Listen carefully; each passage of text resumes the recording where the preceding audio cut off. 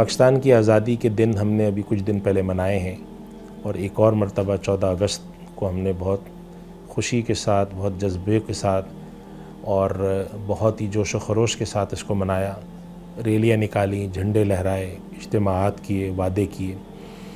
تو جب اس طرح کی چیزیں ہم کرتے ہیں تو اس کے بعد جب اس طرح کا کام گزر جاتا ہے، وقت گزر جاتا ہے، تو انسان کو اس کا جائزہ لینا چاہیے کہ جو کچھ بھی ہم نے کیا ہے تو آنے والے مستقبل میں ہمیں کیا کرنا چاہیے. یہ ہمارے دین کا بھی تقاضا ہے، اور آج کے دور کے اندر جو مینجمنٹ اور سوشل سائنسز کے لوگ ہیں وہ بھی یہ بات کرتے ہیں کہ جو بڑے ہمارے مقاصد ہوں ان کے بارے میں اپنی فکر کو تازہ کرتے رہنا چاہیے.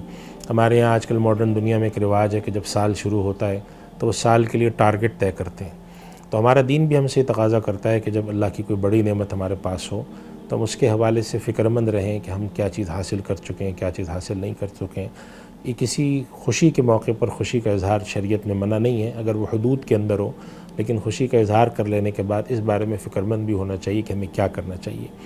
ہم اپنے ملک کے حالات کو اگر دیکھتے ہیں تو یہاں پر کئی طرح کی بہتری کی ضرورت ہے. ہمارے ملک کے اندر بدعنوانی، جو دنیا بھر میں بدعنوانی کا عنصر پایا جاتا ہے، لیکن ہمارے ملک میں بدعنوانی کچھ زیادہ ہے. اس کا مطلب یہ ہے کہ ایک مسلمان ملک ہے مگر خوف خدا کم ہے، خوف آخرت کم ہے، خدا کا احتساب کی فکر کم ہے. اسی طریقے سے ہمارے یہاں بد انتظامی بہت ہے. بد انتظامی کا مطلب ہے کہ جسے ہم گورننس کہتے ہیں، گڈ گورننس اور بیڈ گورننس. بد انتظامی کا مفہوم یہ کہ اس بارے میں لوگوں کو فکر نہیں ہے کہ ہمارا ملک کیسے چلتا ہے، ہمارا نظام کیسے چلتا ہے، ہم صحیح چلتے ہیں، غلط چلتے ہیں، حالات کو ہم مزید بہتر کیسے بنا سکتے ہیں. آپ دیکھتے ہیں کہ ہمارے یہاں خاص طور پہ وہ لوگ جن کو اللہ نے اقتدار اور اختیار دیا ہے وہ اس بارے میں فکر مند نہیں ہوتے کہ جو نیچے کے طبقات ہیں وہ کیسے کام کریں گے، کس طرح سے کریں گے. تو ہمیں ایسے مواقع پر اس بارے میں بھی فکر مند ہونا چاہیے اور اس کی نیت رکھنی چاہیے کہ جو کچھ بھی اللہ سبحانہ و تعالیٰ نے ہمیں نعمت عطا فرمائی تھی، جو کچھ بھی اللہ نے ہمیں ایک ملک کی شکل میں ایک آزاد اور خود مختار جگہ عطا فرمائی ہے، وہاں پر ہم بہتری کی طرف بڑھنے کی کوشش کریں. اور ایک اہم بات یہ ہے کہ ہمارے یہاں ہر بات حکمراں طبقے کی طرف متوجہ کی جاتی کہ حکومت ایسا نہیں کرتی، حکمراں ایسا نہیں کرتے. بالکل ان کی ذمہ داری سب سے زیادہ ہے، لیکن ہماری اپنی انفرادی ذمہ داریاں بھی بہت ہیں.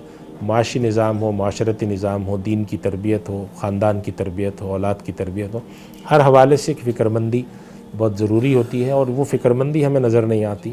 لہذا اس حوالے سے فکر مند ہونا اور اس حوالے سے اپنی اولاد کو منتقل کرنا کہ ہمارا سیاسی نظام اسلامی ہو، معاشی نظام اسلامی ہو، معاشرتی نظام اسلامی اصولوں کے مطابق ہو، یہ ساری چیزوں کو اس اصول کے مطابق چلانا بہت ضروری ہے. لہٰذا میں یہ بات عرض کرنا چاہ رہا ہوں کہ یہ جو دن گزرتے ہیں، جن کے دنوں کو ہم مناتے ہیں، سیلیبریٹ کرتے ہیں، تو اس کے ساتھ ساتھ اس کے بارے میں ہمارے اندر معاشرتی سطح پر، دینی سطح پہ، سیاسی سطح پہ فکر ہونی چاہیے.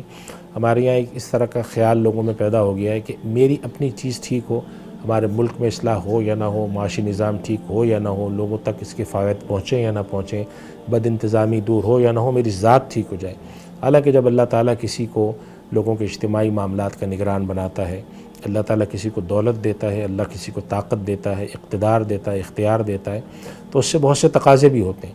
ان میں سے ایک تقاضا یہ ہوتا ہے کہ وہ اچھے طریقے سے کریں. قرآن کریم میں اللہ سبحانہ و تعالیٰ فرماتے ہیں فَيَنْظُرَ كَيْفَ تَعْمَلُونَ، وہ دیکھے گا کہ تم کیا کرتے ہو. اس وجہ سے ہماری ذمہ داری بنتی ہے، ہمیں چاہیے کہ ہم اس کے بارے میں فکر مند رہیں، آنے والی نسل کو بھی یہ فکر منتقل کریں کہ صرف خوشی نہ منائیں بلکہ اس کے بارے میں فکر مند ہوں، اعلیٰ سے اعلیٰ کام کریں، اچھے سے اچھی چیزیں کریں، اور ہم ملک کو اچھی سطح پہ آگے بڑھانے کی کوشش کریں. دفاعی طور پہ بھی مضبوط ہو، معاشی طور پہ بھی مضبوط ہو، معاشرتی طور پہ بھی مضبوط ہو، سیاسی طور پہ بھی مضبوط ہو. اس طریقے سے اگر ہم اجتماعی فکر کے ساتھ چلتے ہیں تب جا کے ملکوں میں چیزیں بہتر ہوتی ہیں اور اصلاح ہوتی ہے. اللہ تعالیٰ ہمیں عمل کی توفیق عطا فرمائے. وآخر دعوانا الحمدللہ رب العالمین. سوشل میڈیا پر سب سے قدیم اور سب سے ریلائبل برانڈ درسقرآن.com